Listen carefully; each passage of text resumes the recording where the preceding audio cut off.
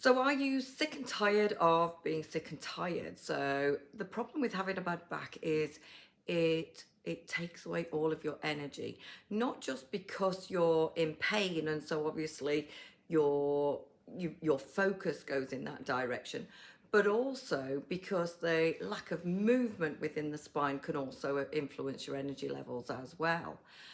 Now, the problem with when we're tired and frustrated is that we want to vent, and especially if something doesn't go our way and something doesn't work how we want it to.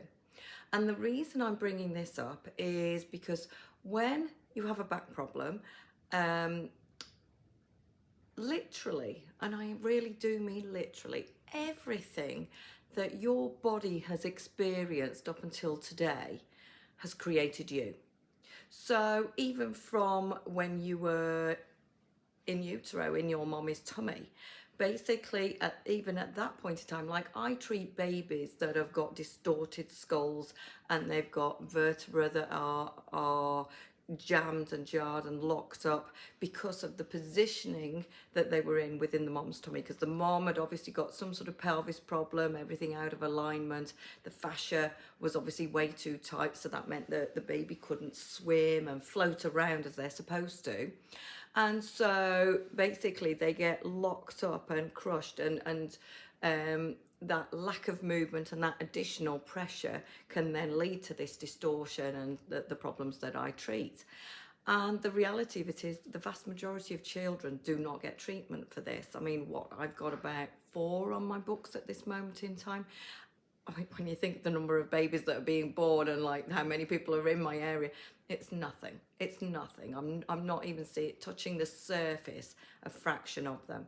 So everything from even as far back as that could have influenced you, and it could have influenced your body. Then you throw in the mix, I don't know, things like you fell off a bike as a kid, or you slept around the kids when you had the kids, and so you were on the edge of the bed trying to make sure that they were okay, but you're clinging on, and all this kind of stuff. Everything that we do in our lives creates what we are today. And the reality of it is you're unique. And it's as unique, your back problem is as unique as your fingerprint.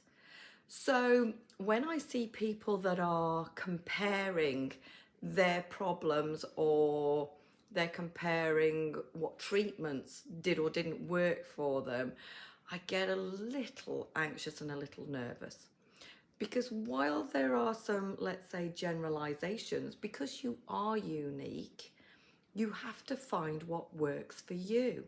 And if something doesn't work for you, telling the world about it is no good.